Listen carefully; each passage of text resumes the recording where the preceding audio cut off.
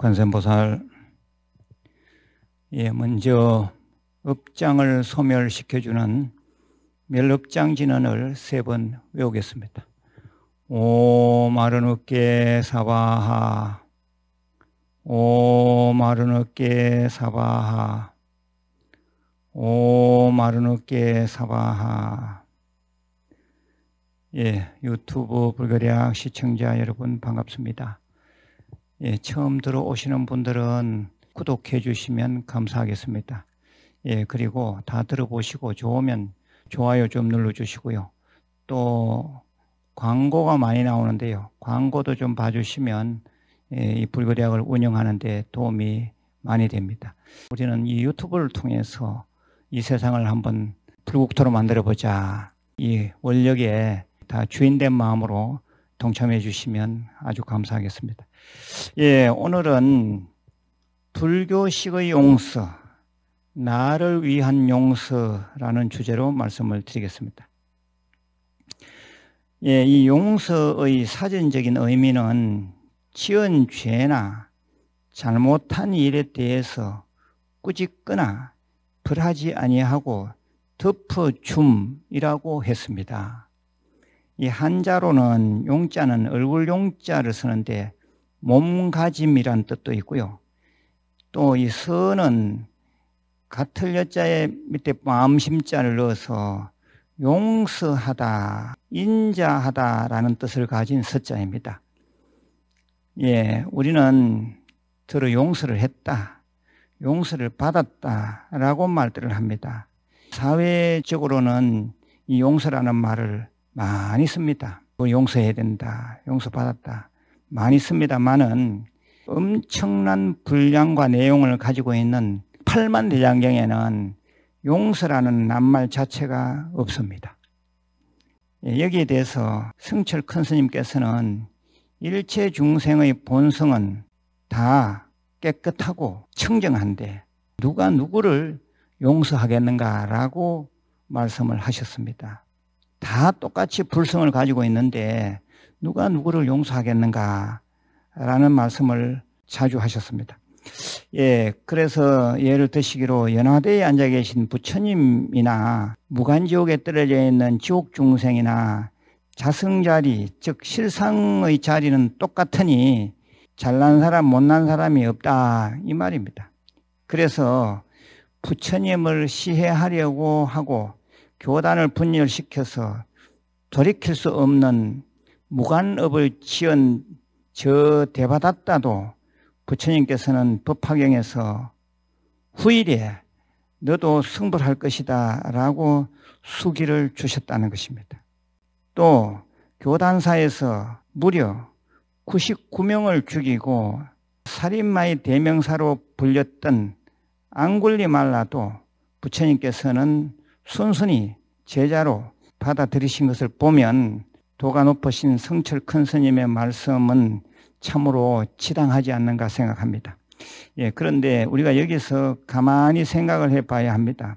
그가 마음을 고쳐먹지 않았는데도 무조건적으로 용서를 한다면 그 당사자에게 과연 덕이 되겠는가라는 일입니다. 위에서 언급한 대바다따는 부처님의 입장에서 보면 불구대천의 원수입니다.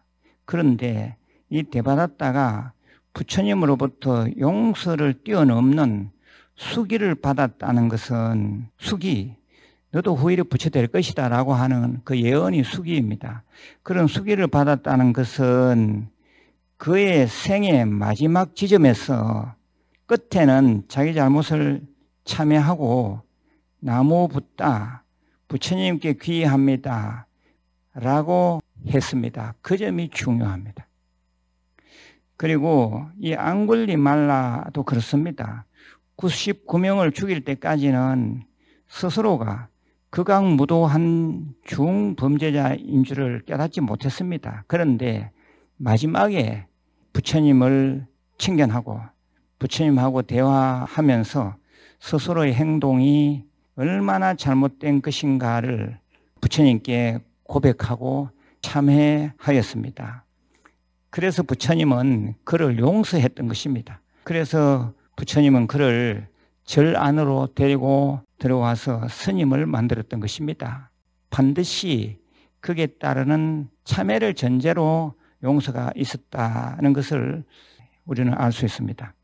그래서 불교식의 용서는 중요한 점이 죄를 지은 당사자가 스스로의 행동이 크게 잘못된 것임을 자각, 시인하고 참회할 때 참된 용서가 되는 것입니다.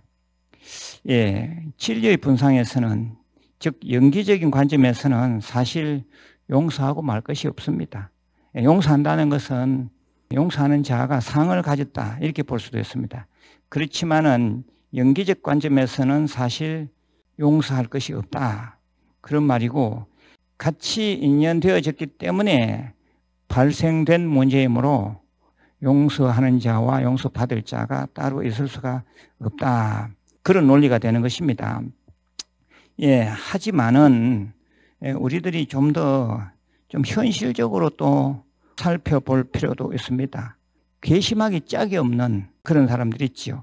그런 경우에 내가 용서하지 않는다면 결국은 본인만 손해입니다. 본인 마음만 상하는 것입니다. 예, 상대는 새까맣게 잊어버리고 그런 일이 있었는 줄도 모르고 있습니다. 그리고 또 설령 좀 알고 있다 하더라도 아무것도 아닌 것처럼 그 상대는 대수롭지 않게 그렇게 생각하고 지금 살아가고 있습니다. 그런데 본인은 혼자 화가 나서 끙끙거리고 있죠. 예, 그런데 우리는 그 점에 대해서 생각해야 됩니다. 이제 그럴 이유가 없다 이 말입니다. 나 저놈한테 전생에 진 빚을 갚았다.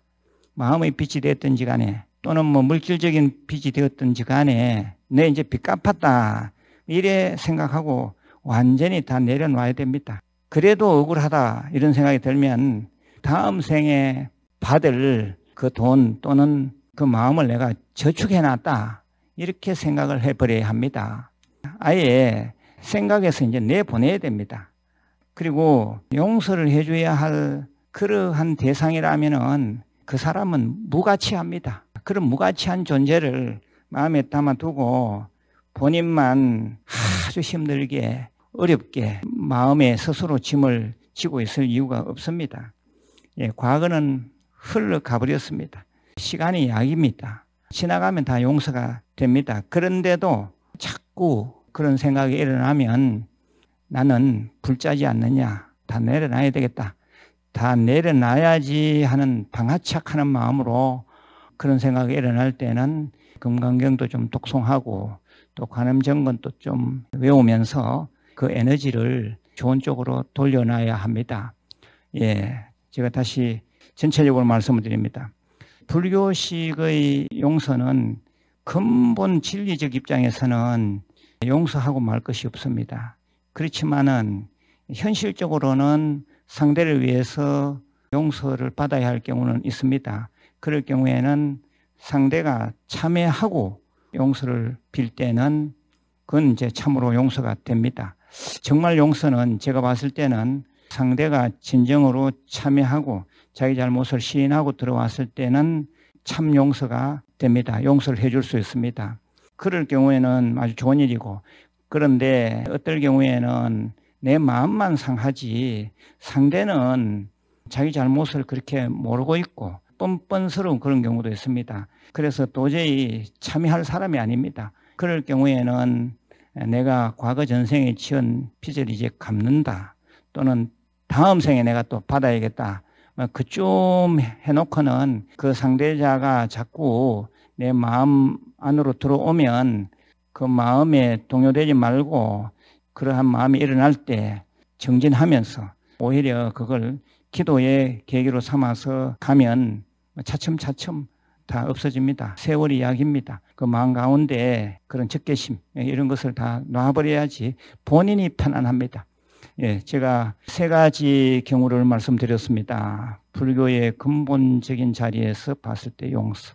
둘째는 정말 그 사람이 참회하고 들어올 때 어떻게 우리가 용서할 것인가. 그리고 세 번째는 상대가 근기가 하열해서 자기 잘못도 잘 모르고 참회도 하지 않을 경우에는 어떤 마음을 가져야 할 것인가. 예, 제가 이 세 가지 경우를 예를 들어서 말씀을 드렸습니다. 용서. 예, 말은 좀 거창한 것 같아도 사실 들여다보면 용서 이런 말들은 아예 입에 올리지도 않는 그런 삶이 되었으면 좋겠습니다. 예, 용서라는 말이 내 입에 올려지지 않는 그런 불자, 예, 용서라는 말이 필요 없는 그런 사회가 좀 되었으면 합니다. 늘 건강하시고, 예, 내일 다시 뵙겠습니다. 관세음보살